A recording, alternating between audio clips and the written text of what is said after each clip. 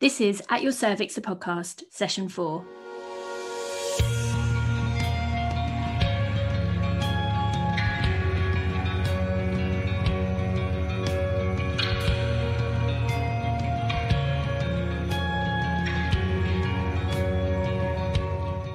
Hello and Happy New Year. Welcome to episode 4 of At Your Cervix, the podcast, with pelvic health physiotherapists Emma Brockwell and Gráinne Donnelly. Join us as we lift the lid and bust some myths on all things pelvic health, such as urinary incontinence, pelvic pain and pelvic organ prolapse, issues that are often poorly misunderstood and considered embarrassing and taboo. We'll be bringing you stories from women affected by their pelvic health, as well as talking to some incredible pelvic health geeks. We look forward to being at your cervix and opening up the world of pelvic health to all women, men, and any medical, healthcare, or fitness professionals that work with women. Please remember the information on this podcast is intended as general education and advice only and should not substitute for medical review or assessment by an appropriately trained professional. Welcome back to our regular listeners and a big hello to our new listeners. Before we get into today's episode, we wanted to say a big thank you to those of you who have left reviews. Claire M. Black says that the podcast is a wonderful and informative podcast series from two experts at the top of their field, which addresses such important issues usually considered taboo. A must listen. Simi 1968 says, I hope you keep this up because it's invaluable information for therapists, patients, partners, and beyond. Thank you. Please keep your reviews and feedback coming, as we love to hear from you. But now to today's guest. Sophie Power is a mum of 2 boys and pregnant with her 3rd baby. She's also an ultra runner, made famous when a photo was taken of her breastfeeding her son when he was 3 months old and she was running the 106-mile UTMB. Since that photo, she has gone on to empower other women to be active and is a trustee of Women in Sport. Sophie is also our friend. We met her whilst presenting our return to running postnatal guidelines for the first time at a sports and exercise medicine conference in London. We've stayed in touch and Sophie is now one of my patients, as you'll hear.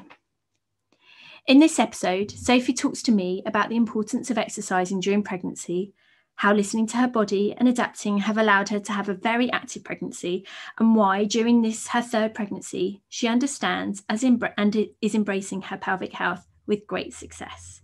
We hope you enjoy it. Power, thank you for joining me this morning. I am really excited to talk to you about everything and anything running related, but we're going to probably talk more around your pregnancy, if that's okay, because you are pregnant for the 3rd time. Congratulations. Very pregnant. Very pregnant. We'll talk about that more at the end. How are you feeling? I'm feeling really good. I'm 38 weeks and it's going a lot better than the last 2 went, and no, really feeling quite happy and healthy, forgetting I'm pregnant half the time, which is a bit worrying, but no, enjoying it, and slightly worried that I'm gonna have to give birth soon. I can't believe it. I can't believe you're 38 weeks pregnant. I remember when you told me, and that feels like yesterday, so it's really exciting, but time has gone very quickly in this weird COVID pandemic. Yeah, it's lockdown for you. Totally. How has your pregnancy differed this time compared to your other 2 pregnancies? It's very difficult. It's very different running after 2 small children and being pregnant. So that would be the first bit. I think the main thing is I just know so much more than I did the first 2 times. And that's not just going through the experience of pregnancy, but that's having experts around me and actually kind of like you, and like I've had kind of been talking to you and got the right advice and the whole way through. And that's made such a difference to what I've felt comfortable doing, how I've prepared, how I'm much stronger than last time. My first 2 pregnancies I trained through, certainly weight trained through. I ran to 7.5 months my first pregnancy. I ran only to 5 months my second because I had some hip problems and I knew that I wanted to prepare for UTMB. And so I switched my training out. But this time it's been really trying to explore the pregnancy, explore what's happening, really understand my body. Partly kind of I want to be strong, but partly I also wanted to kind of be able to share it with other pregnant women and see kind of, I have access to these experts and a brilliant running coach, and see what I could then teach others through a blog and through Instagram. And so it's been really, really interesting. But I think everything I've done has actually given me a much stronger pregnancy. So I'm really grateful for that. Yeah, I agree, because I think one of your main goals this time round was to try and run up till childbirth, ideally, wasn't it? Have you hit it? Are you still running? Yes. So I tore my hamstring about 30 weeks pregnant. So that wasn't good. And I had a lovely consultant tell me to sit on my ass for 4 months because I was pregnant, and pregnant women should just sit down on the couch and get fat. And you can imagine what I thought of that. And it recovered really quickly. I think I do wonder whether pregnancy helps you recover because you're growing a baby, you can grow your own muscles. I don't know if there's any science in that. But that recovered really quickly. And I did 6 miles on the treadmill this morning, kind of at incline. So running 10 minutes, hiking steeper incline 2 minutes, and repeat. And yeah, I'm still running, but only because it's comfortable. And it feels really good. But I'm also doing other things like kind of spinning, a bit of boxing, weight training. So it's not just, I'm not running anywhere near what I was, but I'm really enjoying the running I'm doing, and it's really comfortable. Yeah, that's one of the big things that's changed, I think I'm right in saying, in this pregnancy, is you've been a lot more on your strength training, haven't you, this time round?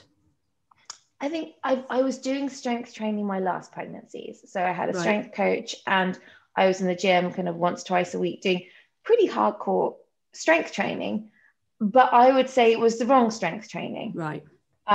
So my second pregnancy, I was doing pull-ups till I was over 8 months pregnant. And unsurprisingly, I had kind of separated abdominals slightly. And I was doing tricep dips, and I was thinking, how do I get my arms strong for UTMB? Because I knew I had to use poles in the race, and I wanted to be strong. And this time, kind of, we went through my strength program straight up, and you saw kind of me at kind of 10 weeks pregnant, and I'm doing things, and I've got doming. Yeah. So that's, and you've seen kind of my kind of that dome coming up, and I did the ab exercises. So they weren't the right exercises for me, but you can work those muscles in a different way with a different exercise. So I think changing things up, I think the other thing was really important was stabilizing my pelvis. Mm-hmm. So kind of with the relaxin surge early in pregnancy, kind of having done a lot of work on my pelvis and the adductor work, and trying to make everything kind of stabilized. So the single leg deadlifts and the walking lunges, really strengthening that side, I think has led to me being able to run still now and moving without pain that I actually had my first pregnancies, because I've got more of those stabilizing muscles, and I've been working on them the whole way through the pregnancy. So I think I've done strength training on my plan. It still says strength training, but it's just been much more pregnancy focused and preparing me for carrying the extra weight, but also preparing me for afterwards, because babies are really heavy.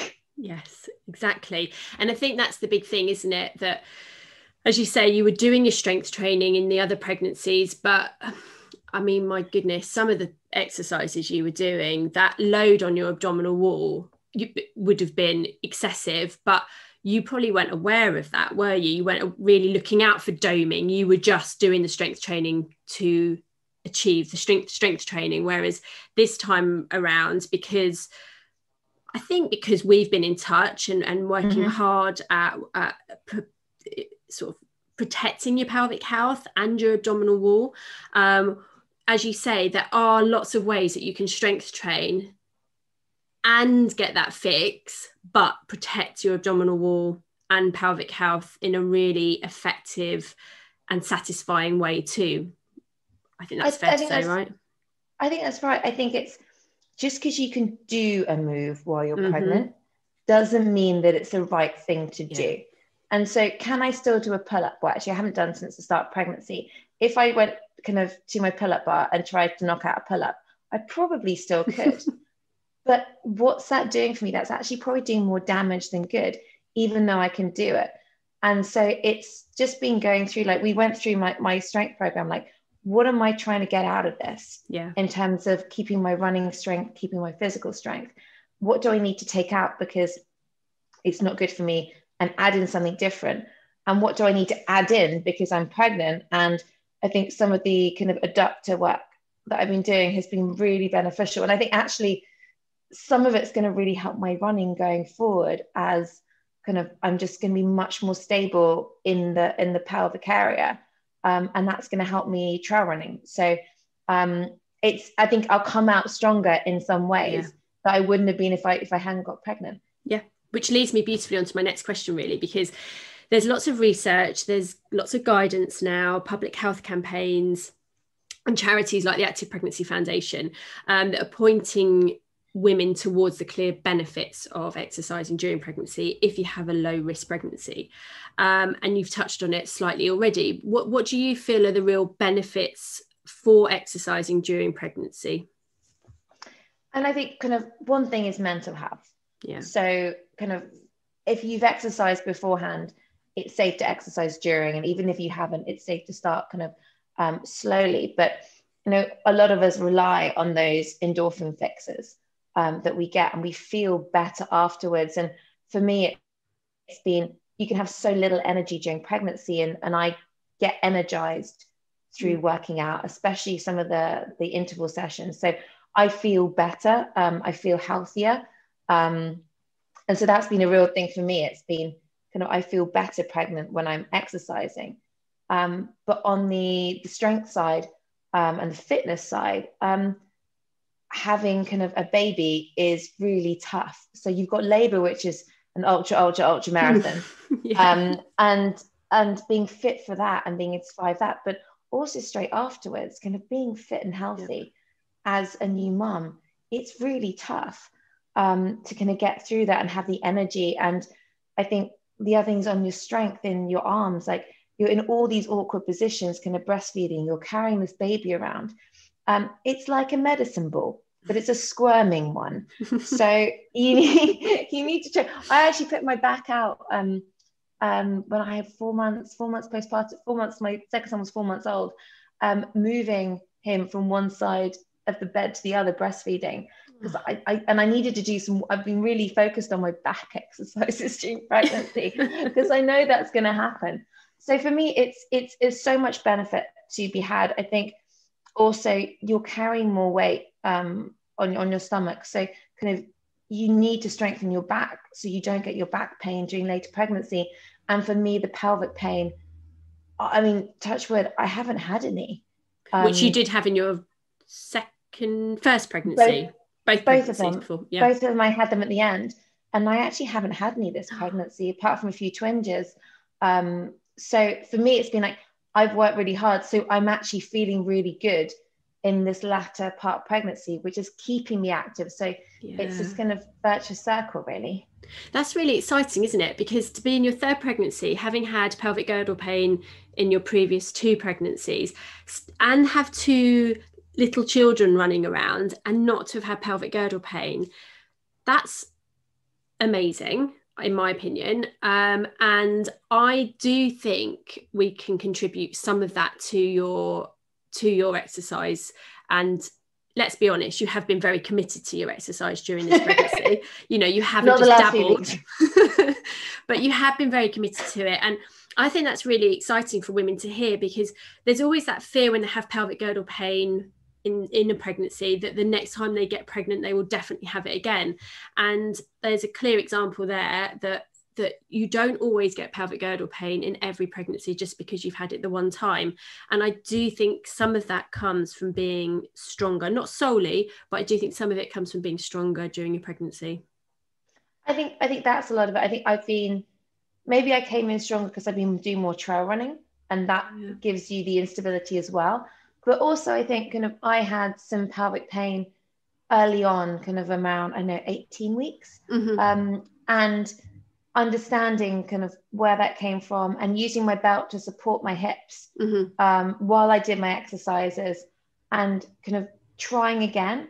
I think one of the big messages is a pregnancy isn't just a downhill spiral. There are months where you have kind of more relaxed. There are months where there's weeks where there's a big change and then it doesn't change. And just because something feels wrong 1 week Yeah. doesn't mean that's going to feel wrong a few weeks later. So kind of trying things again. So my kind of strength exercises, I had a few kind of real shocks of pain through my pelvis, and I was like, what's going on? Mm-hmm. Then I felt a bit heavy down below, and then a week later I didn't. So it's understanding what that is, and your body has all these hormonal changes, and just really listening to it and saying, okay, this doesn't work for me today. This alternative exercise does work for me today. So I don't want to run. I want to get on the spin bike. When my pelvic floor has been really weak for some of the weeks during pregnancy, I've gotten a spin bike instead. I've hiked, I've done incline work. And then the next week it feels better and I can do it again. So it's just all these little kind of daily tests as to what does my body want today? What feels right today?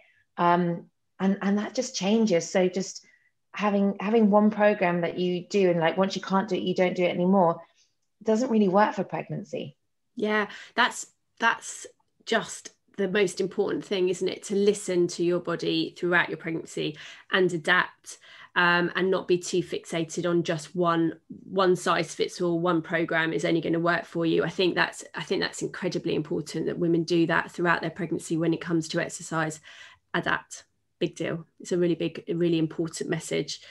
There's still a lot of anxiety and fear, I think, around exercise during pregnancy for women, because we're still, with Google, there's still a lot of conflicting information around the do's and the don'ts, particularly when it comes to high impact exercise like running.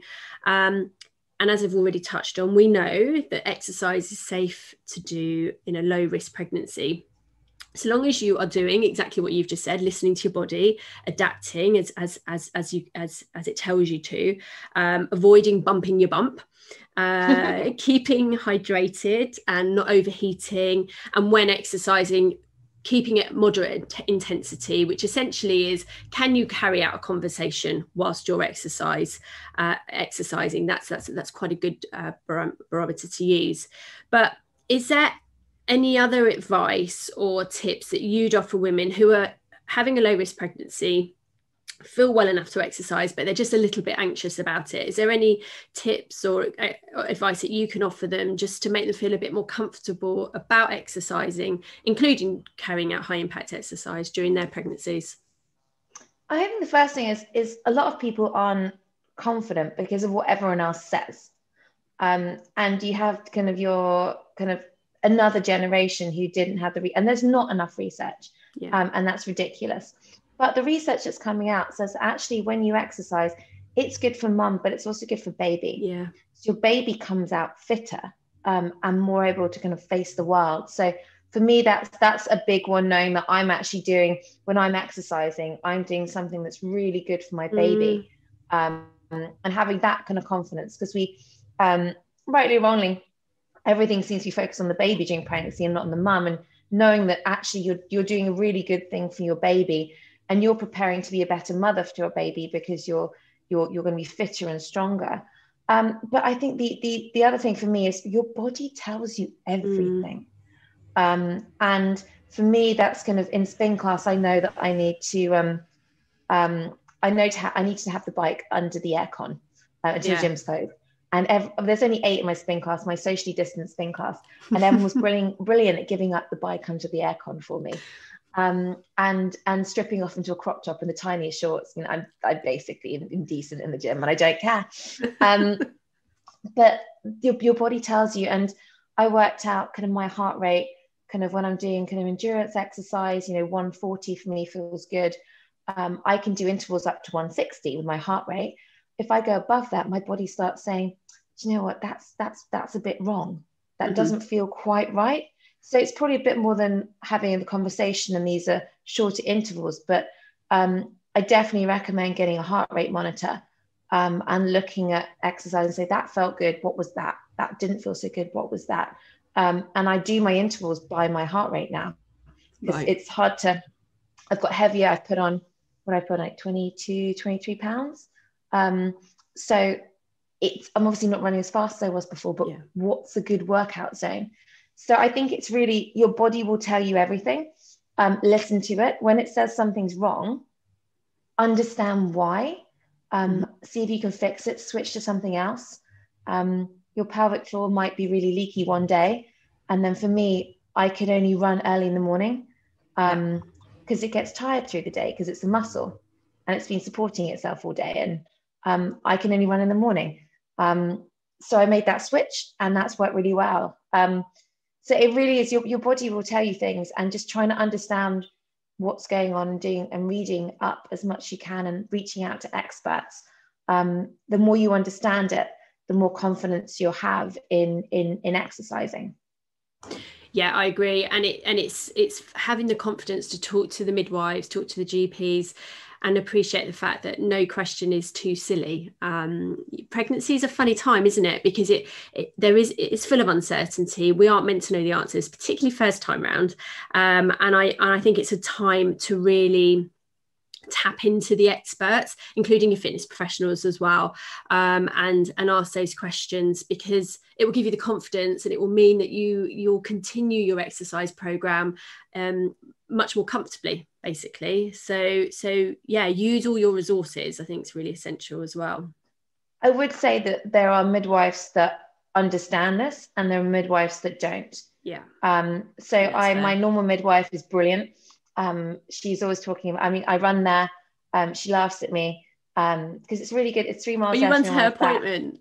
Yeah. I tell her running gear, and she's brilliant. But it was actually at about 20 weeks where she wasn't there, and it was another midwife, and I was feeling really kind of heavy down below, and I was concerned. Actually, that's when I came to see you. Yeah. Because she said, well, if you're feeling heavy, don't lift anything and don't stand up too much.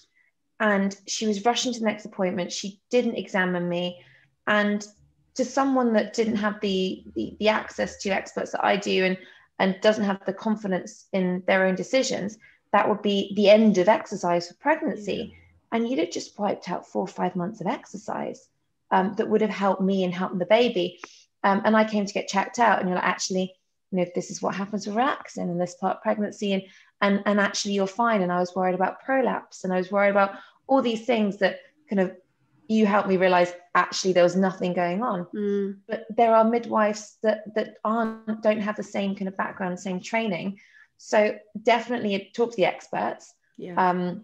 But I think there's definitely understanding who the experts are, and most fitness professionals are not fully trained to train kind of prenatal women. Yeah. And kind of going to a female physio is the best thing you can do if you're worried at all.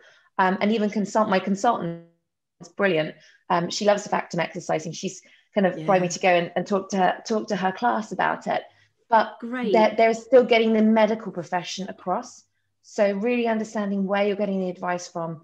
And in the same way, not looking at elite athletes and women that seem to snap back or do extreme stuff, because as like I showed in my second pregnancy, doing pull-ups was not good for me. Yeah, absolutely spot on. And we'll come on to a bit of postnatal recovery in a moment and bounce back, but you have to follow your own journey and not, for example, your journey, because for the average woman, myself included in this, following your particular exercise journey throughout your pregnancy, well, I couldn't do that if I wasn't pregnant, to be honest, the type of things you do. So I think you have to make sure that it's very specific and individualized to you as well. And you're right. In an ideal world, I would love it if every pregnant woman throughout their pregnancy could see a pelvic health physiotherapist and just give them some reassurance and guidance around their pelvic health. And you're spot on. You have had access to that, and you have had access to midwives who do understand exercise. And as a profession, as a population, medical professionals, we still need to educate each other on the benefits of exercise throughout pregnancy, because you're right, not everyone appreciates that at the moment, but we're chipping away. We'll talk about women in sport in a moment. So on the flip side of all of that, we've got women who love their exercise and then fall pregnant and fall into this, oh, hang on a minute, I don't want to stop exercising. I still want to get my fix, but I just don't know how. And you've been quoted as saying that you do your ultra runs to push your body for the incredible challenge it offers you, but you also recognize that during pregnancy it's not a time to push your body, but you still want to feel challenged. And I have lots of patients who feel this way, and I think what they'd really, a lot of our listeners will gain is understanding how you've managed to achieve that. How have you managed to challenge yourself in pregnancy and get the true fix and love of exercise that you clearly feel? It's been a weird pregnancy because of lockdown.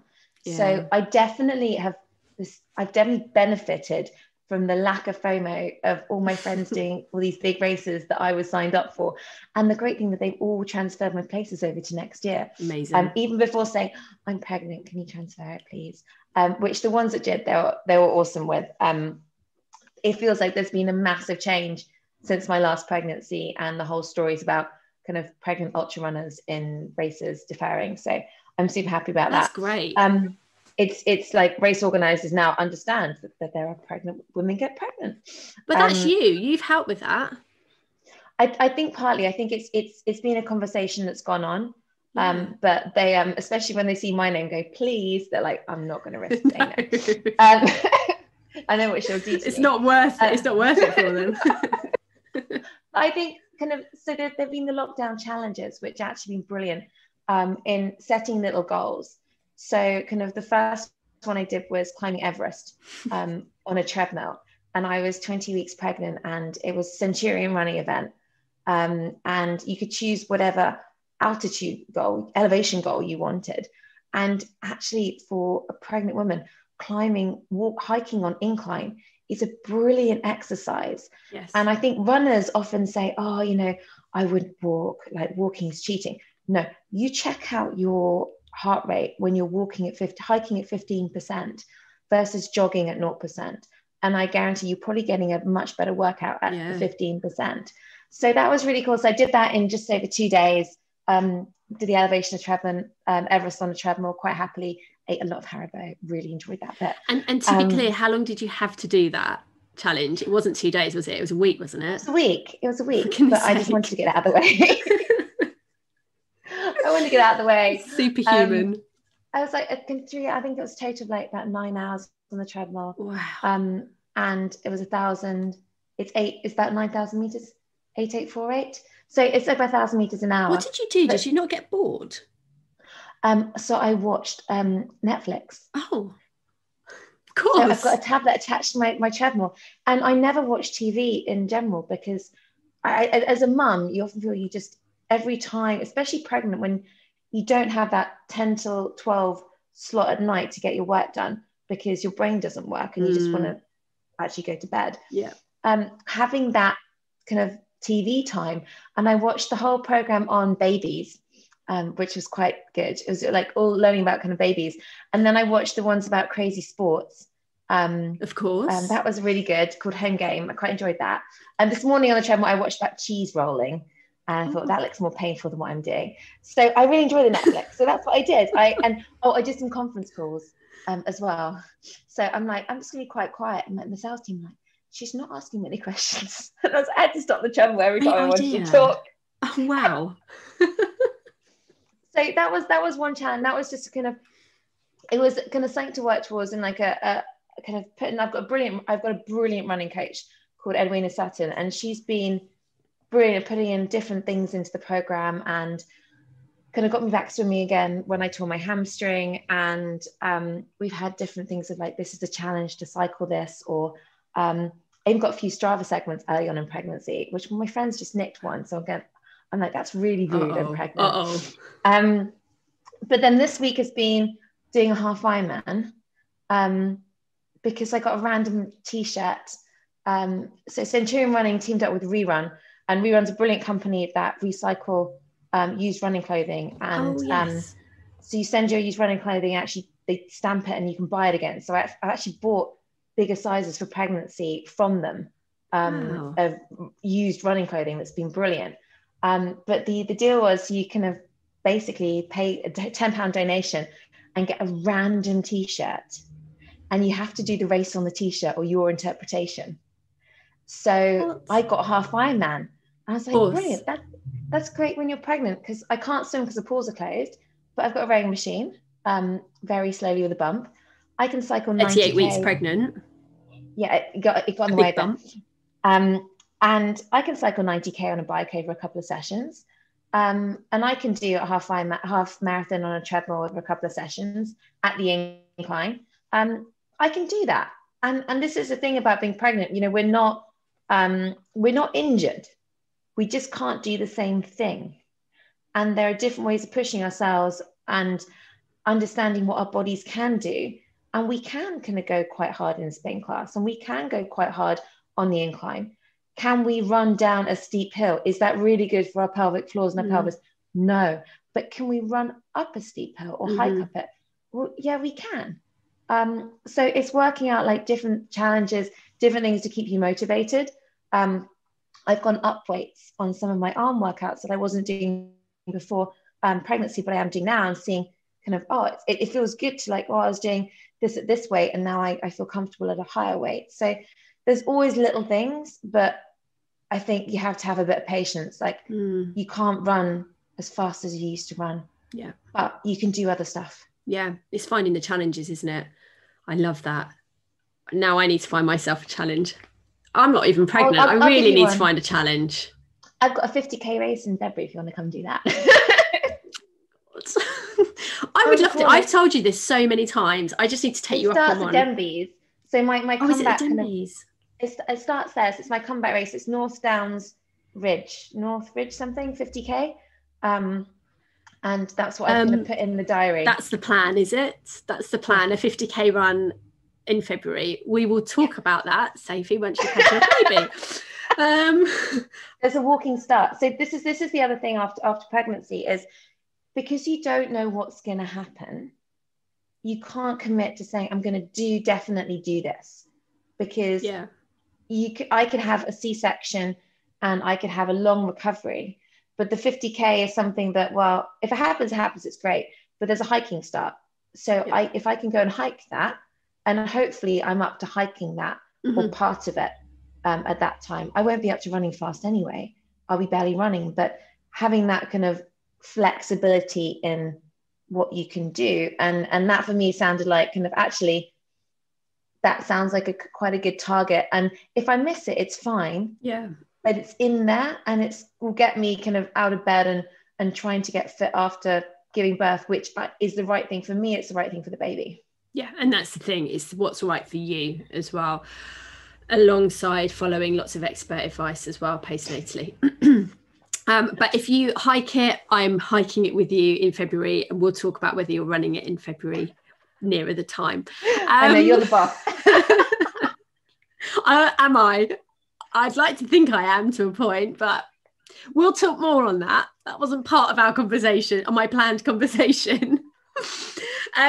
So I have to touch on pelvic health on that note. Were you aware of pelvic health before you ever fell pregnant? And how much now that you know about pelvic health, how has your approach changed towards it throughout this pregnancy? I had no idea what it was before I got pregnant my first. In fact, I had no real idea during the pregnancy. I remember doing like some pregnancy yoga class, which I thought was really fluffy and really annoying. As you can imagine, I'm not really good at sitting still. And they mentioned something about a pelvic floor and squeezing, and I didn't know why, and I didn't really see the point. And then I had a really difficult first labor. And in the end, I had an episiotomy and a ventouse delivery. And the day after, I gave birth in the evening, the day after, I basically just had no control. And I didn't want to go, you don't want to go to the toilet after you've had a baby. And so I was like holding the canopy, not trying to go, and suddenly just couldn't control it. And I was like, what's gone wrong? What is this? Like, and I genuinely asked the midwife if that was like extra amniotic fluid. I didn't know. I didn't understand that this was a thing. And she's like, you know, you have a pelvic floor problem, like most women do after labor. I'm like, oh, well, that sucks.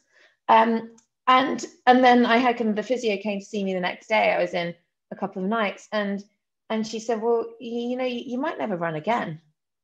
And my husband kicked her out the room. He's just like, even if that's the truth, that is not what you're telling my wife, and when she's kind of in such a vulnerable state. So I couldn't take a running step for 3 months after I gave birth. And I didn't know why, and I didn't really know how to fix it. And I didn't get any support. And I got a piece of paper from the hospital, but the GP didn't ask me about it at the 6-week check. They were just trying to work out kind of whether the baby was okay, my mental health was okay. Well, mentally, I was fine, but actually my physical state was going to cause mental problems down the line if I couldn't exercise. And I do think that pelvic health is a mental health problem as well. Yeah. If you can't carry out you can't feel like you used to feel, and you can't do the activities you want to do, that is a problem. And so it's only when I found about EVB shorts and the kind of the pelvic support shorts that I got a pair of those on, and suddenly I could run again.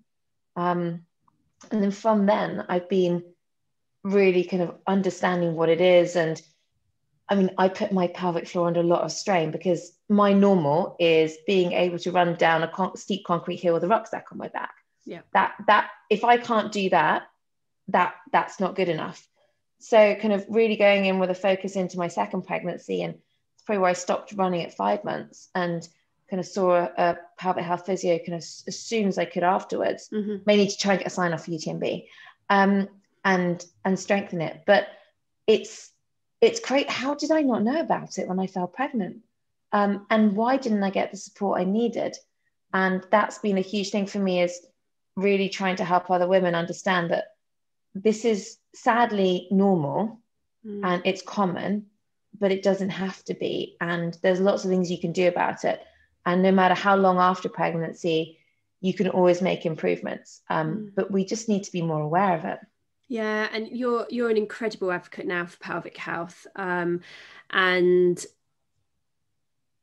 you're really brilliant at being so open about it, because I think for a lot of women, talking about pelvic floor dysfunction, like urinary incontinence, is really embarrassing, and there's a real taboo around it still.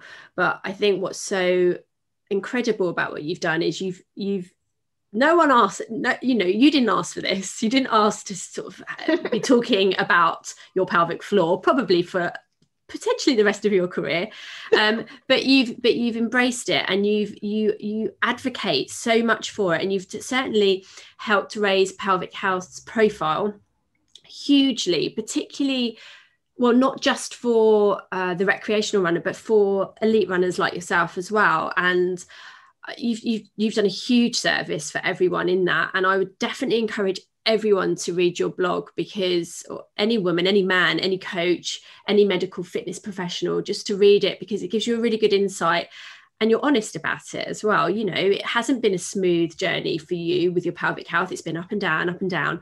But what you have done, particularly I think in this pregnancy, is you have embraced your pelvic health, haven't you? You have taken it quite seriously. There's been a few moments where I've had to pull you back a little bit and say, right, well, let's not forget that you do have to think about the pelvic health when you're wanting to run down your hills. But you do talk the talk, essentially, don't you? You have to. And I think it's kind of, I guess that's part of kind of where I found myself kind of since UTMB. And I was a really private person, and kind of didn't. Oh God. I did my running, and that was about kind of, I didn't tell anyone about my running. And then I'm kind of thrust into the spotlight, and the subject comes up, and it's like, well, why wouldn't I talk about it? If me talking about it kind of can help other people get fixed and take it seriously. And I mean, there's so many issues about kind of returning kind of postpartum and prenatal, but there's so many issues that just aren't talked about that need to be talked about. And if I can kind of use a platform to do any of that, then that's the right thing to do. And more people are like, oh, I need to think about this. And actually, it's not normal to leak when you run, and that shouldn't be kind of acceptable. And you have these awful adverts that, oh, I got on a trampoline, and it's like, I went, oops. No, that doesn't have to happen. No. But sadly, it does to so many women. And I think kind of working with like women in sport and seeing what the barriers are to exercise for women And there's so many barriers, but one of them is actually kind of 1 in 3 women have kind of some kind of incontinence problem mostly because of childbirth. And if that's stopping you exercise, that's stopping you having like the lifelong benefits of being fit and healthy and kind of a longer life and a happier life. And if it's down to just understanding and getting that fixed, surely we should have so much more support for women post-pregnancy and also whatever point of the life they're at, because the benefits are immense. Yeah, they're huge. And you do a wonderful job of talking about that. We'll talk about your work with women in sport in a moment, but I think another barrier to exercise postnatally can be breastfeeding as well. And you're really famous for that shot that was taking of you breastfeeding Cormac. It was Cormac, wasn't it? Yes, Cormac. Yeah. And that was during the UTMB challenge, right? Have I got my challenge? You've done so many, I'd lose track half the time. UTMB. And in our Return to Running postnatal guidelines, we discussed that breastfeeding shouldn't be a barrier to exercise at all. Can you offer any listener who is breastfeeding and keen to exercise any advice on breastfeeding and exercise and your experience around that? I think the first thing is if you're breastfeeding, it doesn't mean you can't exercise. Yeah. But there are, and I think a lot of women worry about their milk supply, and if I exercise my milk supply. So UTMB is a 106-mile race through the mountains, and I didn't have a problem with my milk supply afterwards. But that's because I did certain things. So the big things are hydration. So you're obviously kind of, when you're breastfeeding, you need kind of the amount of liquid you're pumping out as well as what you normally need and what you need to exercise. Mm-hmm. So making sure you're having enough hydration and electrolytes with that to balance it out. If you're taking in more kind of water, you're going to need more salt alongside that. Fueling. What I really found was kind of, as an ultra runner, you sort of train your body a bit to run on fat. So a long run, I could do a 2-hour long run without having food before. Yeah, that doesn't happen when you're breastfeeding. Actually, it doesn't happen when you're pregnant. I need days. I've been giving myself breakfast before the boys in the morning. I'm like, if I can't function, then nothing's going to happen. So I'm having my breakfast and then I'll sort you guys out. Yeah. And they're quite cool with that. They're brilliant. Because you're so hungry in the morning. So really fueling kind of beforehand. So not running on empty, and during and afterwards. Kind of, you need extra calories to breastfeed.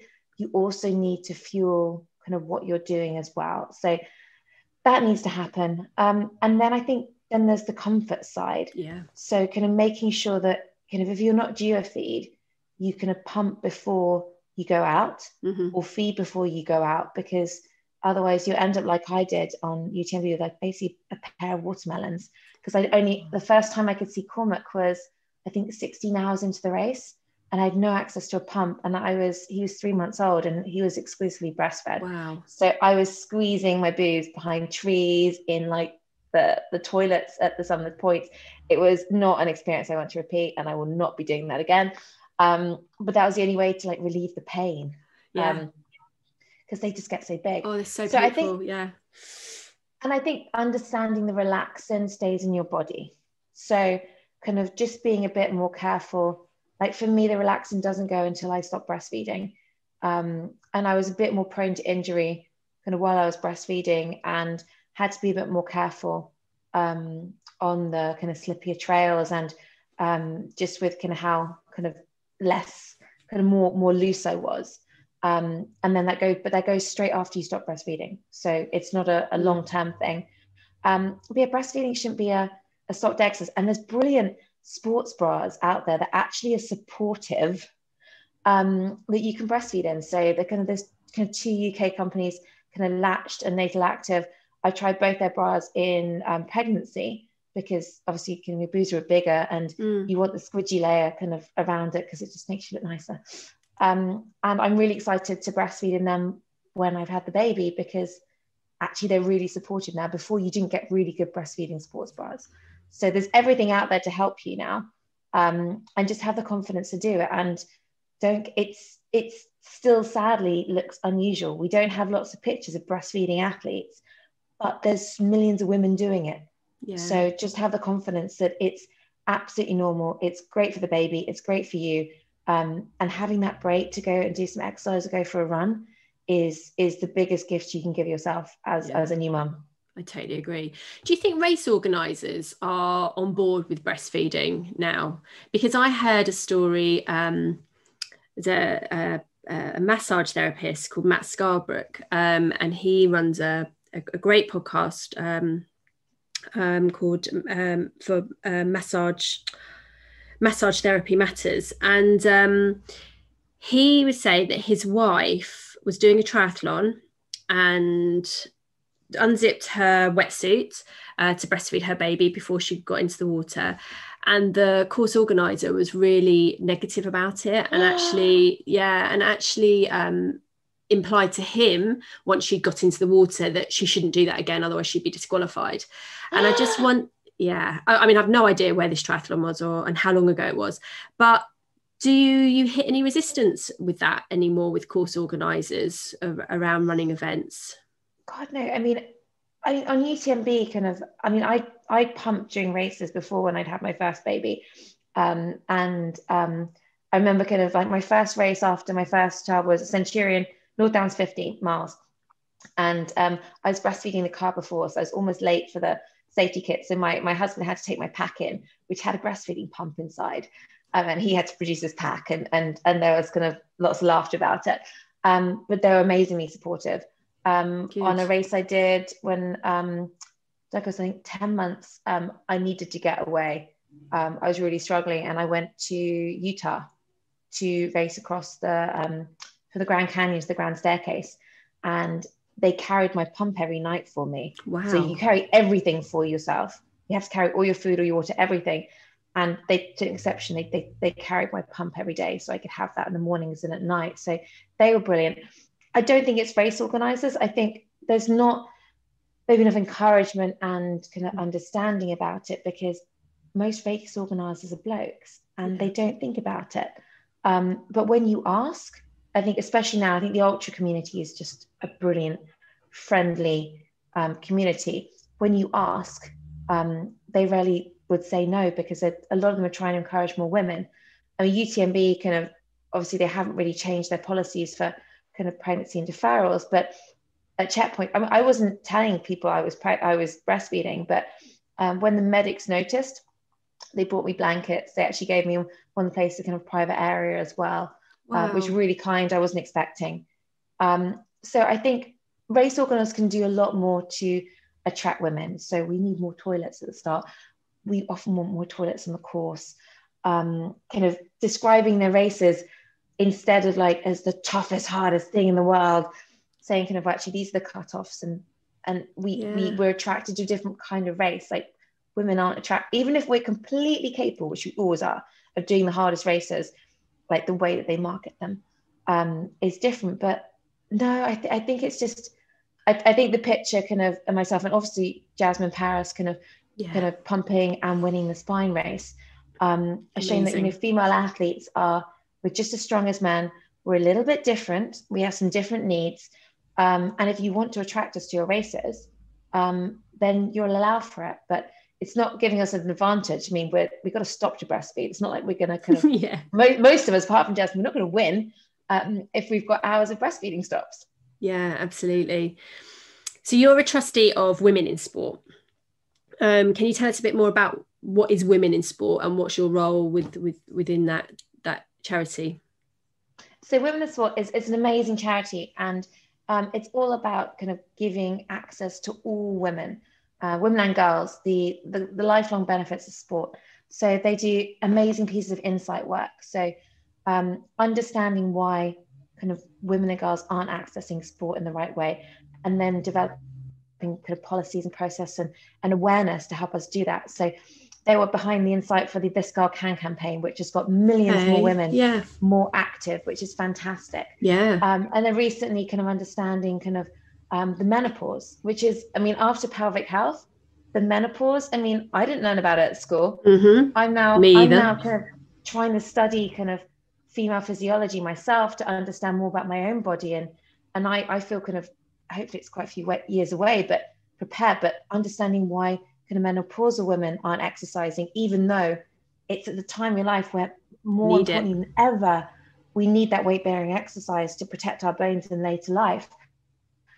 There's brilliant kind of Daughters and Dads campaign where understanding kind of where dads would take their boys for a kick around, but you wouldn't necessarily think about for the girls. Yes.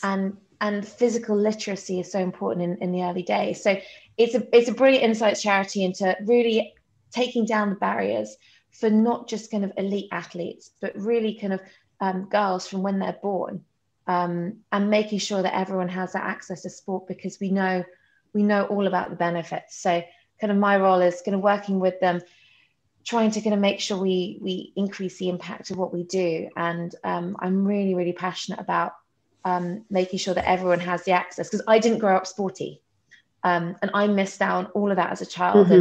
And I'm having a daughter for the first time, and for me especially now, it's I want to make sure that she doesn't miss out, and her friends don't miss out on the benefits that I wish I'd had as a child. Yeah, I agree. When you have, I mean, whether you have sons or daughters, your messaging is so important. But when you have a daughter, it's the same, my same feeling with pelvic health. I just don't want them to be where I was after having my first baby. And that was, how do I get back to running? Why have I got pelvic floor issues? I don't want to keep hearing women say to me, well, why has no one told me that this might happen? And, you know, it still amazes me that we're even having this conversation in the 21st century. You'd think we would be well beyond this by now. But it is so important that we're getting our kids, our daughters to exercise. And it's so important that we're getting them to protect and look after their pelvic health as well. And I love that. I love what messaging and what work women in sports doing. And I hope, you know, we've spoken about it before, that, you know, we can do, perhaps Grania and I can do a bit more work with you and women in sport in promoting pelvic health for girls as well, because I just think it's just those messages are just so fundamental, aren't they? I don't know how we grow up and we do GCSE biology or whatever biology, and we don't learn about our own bodies. No. And so understanding, I think what's coming out now on understanding the menstrual cycle and how we're different, the different parts. And all we're really taught is you might be really grumpy for a few days. And that's what men know. It's like, oh yeah, she's in the wrong zone. But understanding how that can work for our benefits, understanding how our hormones can work. Kind of, I think when it comes to fertility, kind of no one tells you that, can you see these A-listers kind of having babies at kind of 45 plus, actually, that's really hard. And they've probably gone through lots of rounds of IVF. Like, how do you take control of your fertility earlier in life? And there's so many things, and it's crazy how little money goes into female specific research, even though we have all these body changes that men don't. And I think I saw a stat that only 4% of kind of studies related to kind of sports are only conducted on women. Yeah, I know, whereas, and it's over 20% that are just male only. But we have all these changes that our body goes through, even kind of the understanding why so many girls drop out of puberty from exercise, because our Q angle changes, and we might get slower for a year while we go through that change, and that will get better. But coaches don't understand it. And if they don't understand it, then how are we going to keep girls in sport? So a lot of women in sport work is, how do we understand why girls are dropping out? And how do we understand what women want from a sports provision, which is different from what men want in general. We love our classes, so lockdown's been really hard for us because we like the social aspect to going to them. So it's so multifaceted, there's so much going on, but kind of being able to fight and make a difference and getting more women back in is so important for our long-term health. And for the government, for me it's crazy, because it will save them so much money in the long run on all these diseases that we know that exercise would take away or reduce significantly, but they're quite myopic. So that's another part of the problem. Yeah, we just don't focus enough on prevention, do we, unfortunately?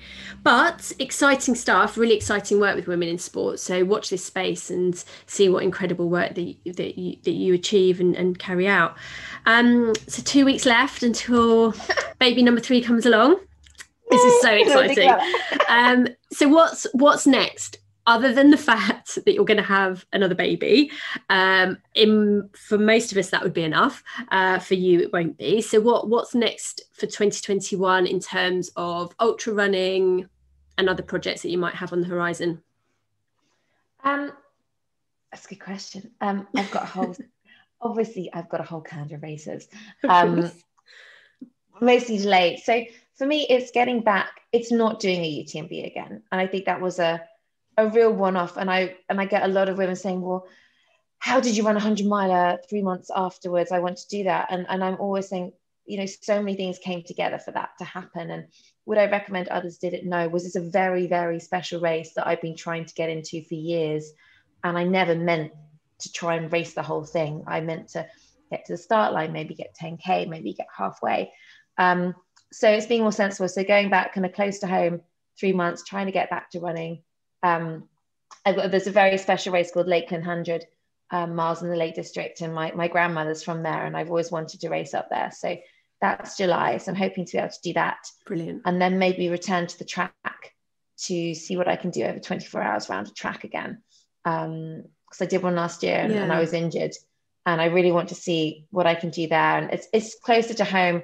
Obviously, with kind of COVID and everything, traveling is hard, and the environmental impact of flying all over the world to race isn't beneficial either. So that's on the racing side. And I think on the other side is doing whatever I can to support women and to raise awareness. And now I've done a blog through pregnancy. I'll probably keep a blog up I hope so. about how I get back in and try and share the story.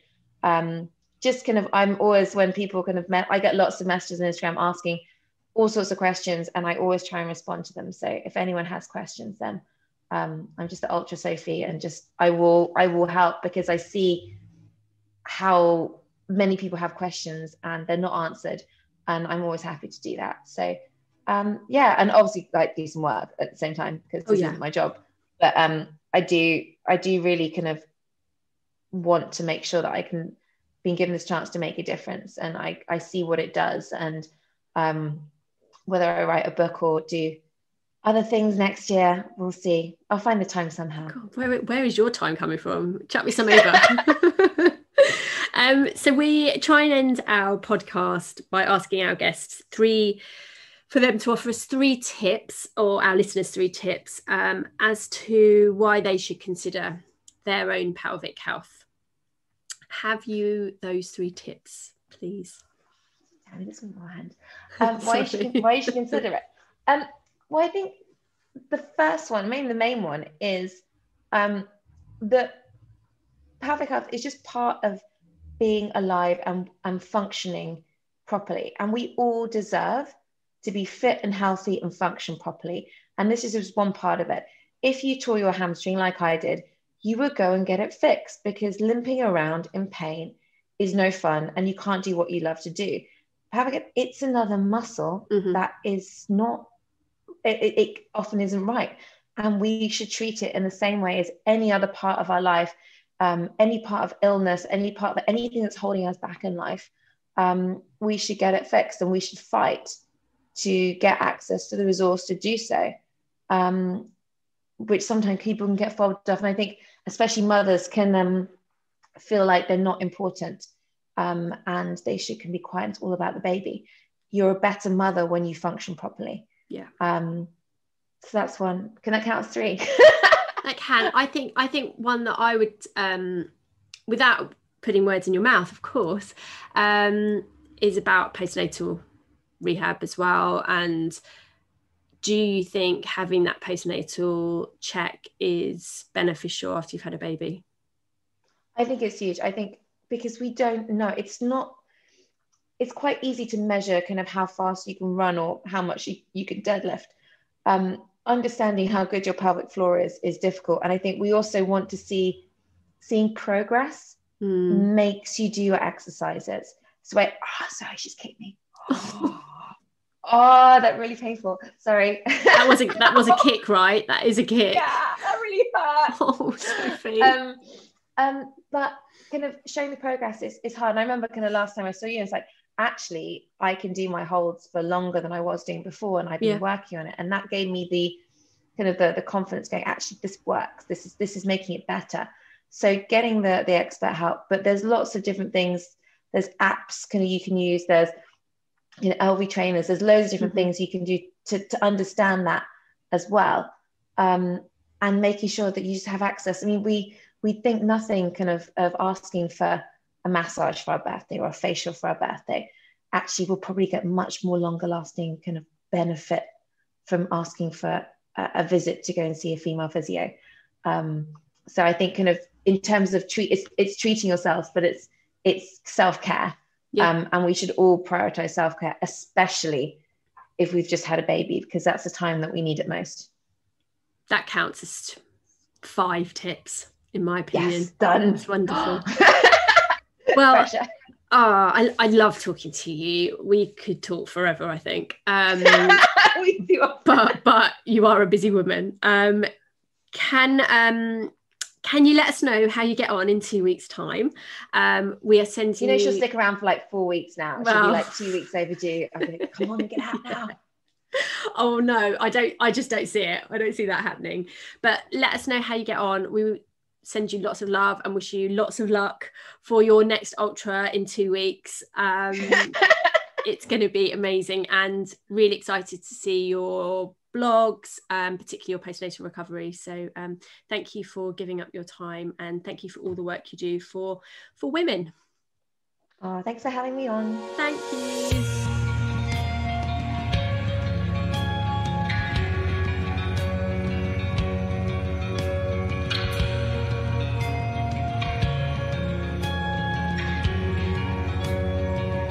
Thank you so much to Sophie Power.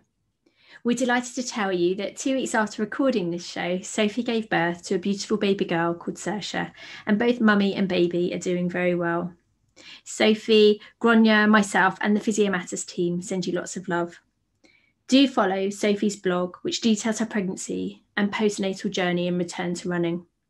If you're interested in finding out more about exercise during pregnancy, we highly recommend looking at the resources in our show notes, which include the fantastic charity Active Pregnancy Foundation. This is a charity that supports women to stay active throughout pregnancy and beyond.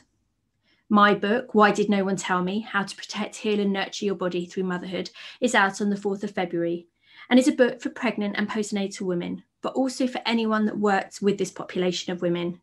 Within it, I talk a lot about exercise during pregnancy and postnatally, as well as pelvic health, so that you can have an informed and empowering pregnancy and postnatal recovery. It's available now for pre-order on Amazon. Join us for session 5, which will be released on the 27th of February. Thank you for listening to At Your Cervix, a podcast with pelvic health physiotherapists Gronya Donnelly and Emma Brockwell. We look forward to bringing you more interesting content to lift the lid on all things pelvic health. Don't forget to subscribe to our channels so you never miss an episode. We welcome any questions, comments or suggestions about the show by emailing atyourcervix@physio-matters.com. You can also find us on all social media channels, including Twitter, Facebook and Instagram, by searching for @yourcervix_the podcast.